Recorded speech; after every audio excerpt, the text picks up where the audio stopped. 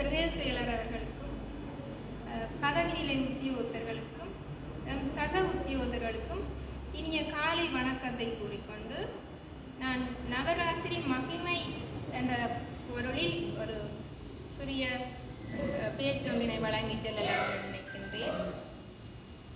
உயிர்ப்புகளுக்கு மூலம் பெண் என்று நம்பினர் தமிழர்கள். இதனால் தான் உயர்ந்த பொருட்கள் பலவற்றிலும் பெண்ணின் வடிவமாக கண்டனர். பூமியை பெண்ணாக கண்ட முன்னோர் அதனை பூமித்தாய் என்று வணங்கினர். அப்படியே வானத்தை வானத்தாய் என்றும் கடலை கடலெண்ணெய் என்றும் தமிழெண்ணெய் எனவும் பெண்ணுக்கு முதன்மை கொடுத்து போற்றினார்கள் நம்மவர்கள்.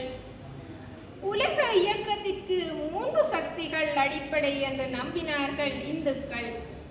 அவை வீரம், செல்வம், கல்வி என்னும் 3மாம்.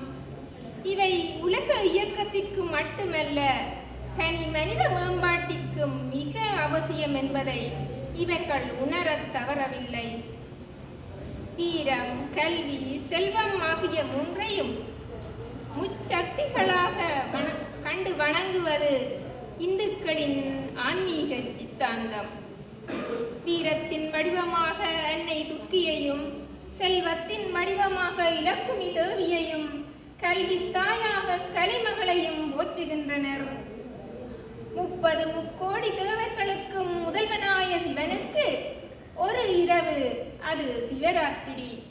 ஆனால் முச்செல்வங்களினதும் முக்கியத்துவத்தை கருத்தில் கொண்டு அவர் சக்திக்கு 9 இரவுகள் விழா எடுக்கின்றார்கள். அதுதான் நாம் அனுஷ்டிக்கும் நவராத்திரி.